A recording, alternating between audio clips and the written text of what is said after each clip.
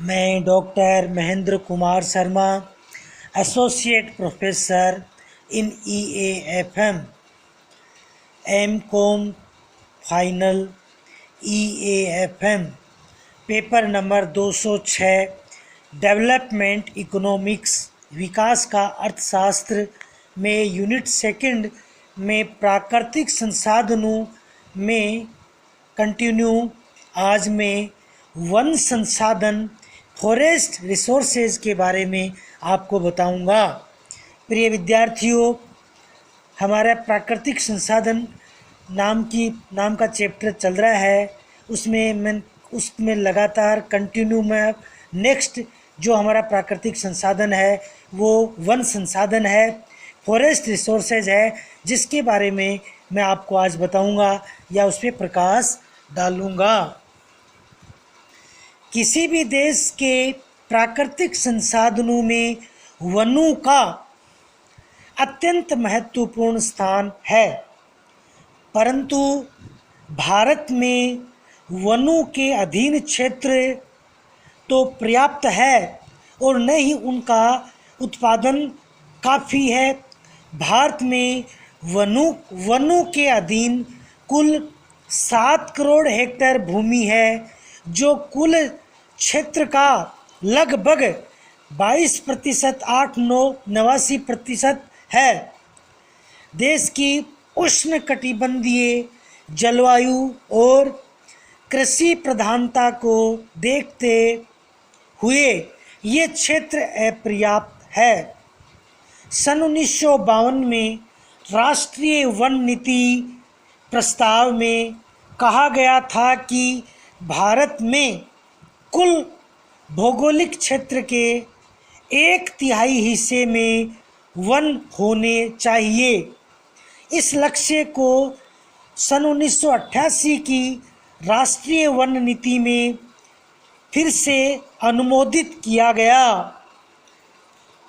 भारत के वैज्ञानिकों का मत है कि भारतीय दशाओं में पर्वतीय प्रदेशों में कम से कम 60% भूमि और मैदानों में 20% भूमि पर वन होना आवश्यक है।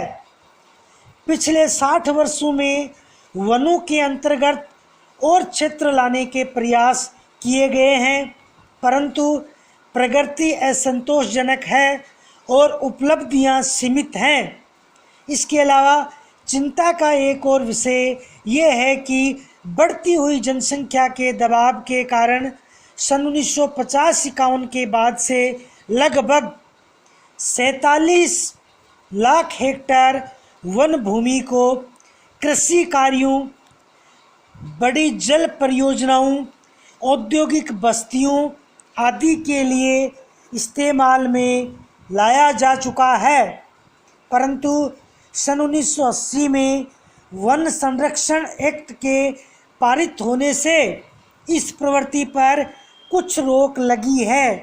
भारत के विभिन्न भागों में वनों का प्रतिशत समान नहीं है। देश के उत्तरी पश्चिमी भागों में केवल 11% भूमि पर वन है, जबकि मध्य क्षेत्र में 44% भू क्षेत्र वनों से ढका हुआ है।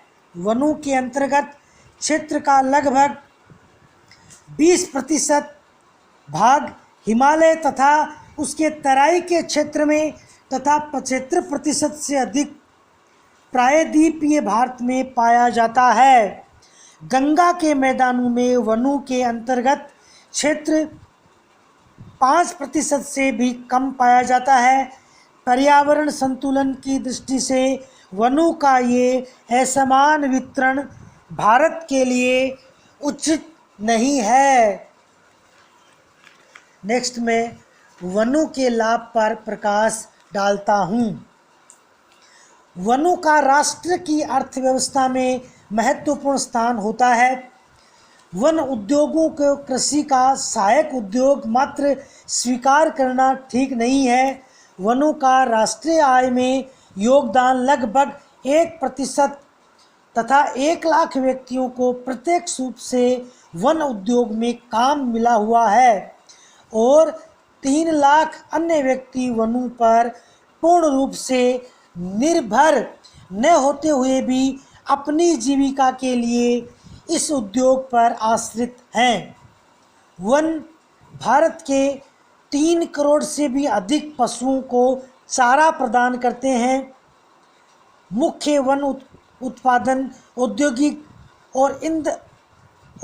और ईंधन लकड़ी है। इसका उत्पादन देश में वनों के विकास का मुख्य सूचक है। वर्तमान में इमारती लकड़ी, लुगदी, माचिस उद्योग व अन्य लकड़ी पर आधारित उद्योगों की लकड़ी की मांग उत्पादन से कहीं अधिक है। ईंधन की लकड़ी आज भी ऊर्जा के उपभोग का मुख्य स्रोत है। लकड़ी पर आधारित उद्योगों की लकड़ी प्रदान करने के अलावा वनों से अनेक छोटी छोटी वस्तुएं भी प्राप्त होती हैं, जिन पर भारत के विभिन्न लघु उद्योग आधारित हैं। ये वस्तुएं बांस, बेंत, गोंद, चिरौंजा, कत्था, हींग, रबड़, सिनकोना, शहद, लाख, मोम, खाले, चमड़ा, रगने का सामान, सींग, हाथी दांत, सवाई तथा वानर घास और बीड़ी बनाने के पत्ते इत्यादि हैं। भारत सरकार की वन नीति तथा वानिकी कार्यक्रम के बारे में मैं आपको बताऊंगा कि भाई भारत सरकार ने अपनी वन नीति में किन किन बातों को शामिल किया है तथा वानिकी का जो कार्यक्रम है, भारत सरकार का जो वानिकी का कार्यक्रम है वो क्या है।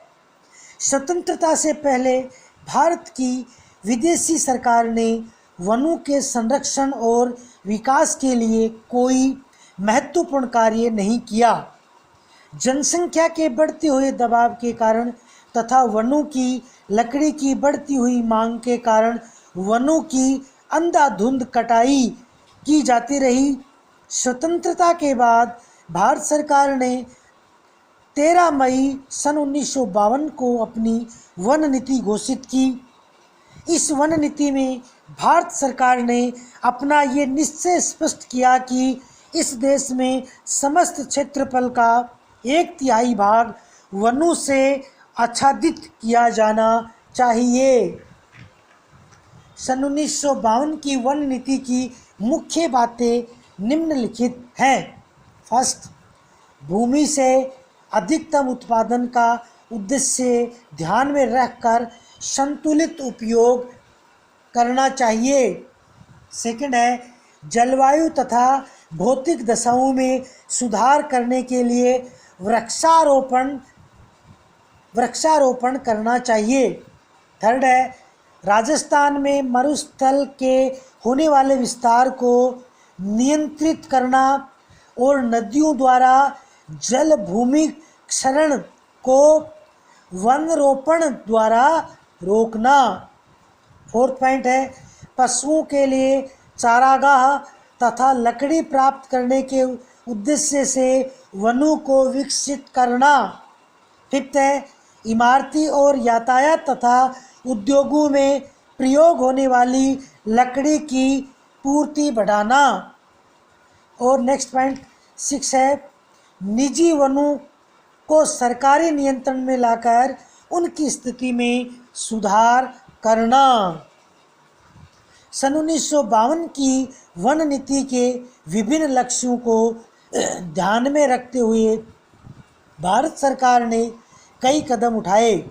सबसे महत्वपूर्ण कार्यक्रम वृक्षारोपण कार्यक्रम। 1952 की वन नीति घोषित होने के बाद 3 दशकों में राज्य सरकारों ने विभिन्न वृक्षारोपण कार्यक्रमों के अंतर्गत 34 लाख हेक्टेयर भूमि पर वृक्ष आरोपित किए। वनारोपण के कार्यक्रम में ऐसे वृक्ष आरोपित करने की प्राथमिकता दी गई जो जल्दी बढ़ते हैं और जो लकड़ी पर आधारित उद्योगों के लिए अत्यंत उपयोगी हैं। इसके अतिरिक्त इस बात को ध्यान में रखते हुए कि पिछले समय में वन भूमि का उपयोग दूसरे उद्देश्यों के लिए किया जाता रहा है। सरकार ने सन 1980 में वन संरक्षण एक्ट पास किया ताकि किसी भी संरक्षित वन को अन्य प्रकार के वनों में परिवर्तित न किया जा सके और न ही केंद्रीय सरकार की पूर्व अनुमति के बिना वन क्षेत्र का प्रयोग अन्य उद्देश्यों के लिए किया जा सके। इस प्रकार की स्थितियों पर गौर करने के लिए एक सलाहकार समिति गठित की गई। अतः इस प्रकार से वन संसाधनों पे भारत सरकार ने उचित ध्यान दिया और वनों के संरक्षण का प्रयास किया।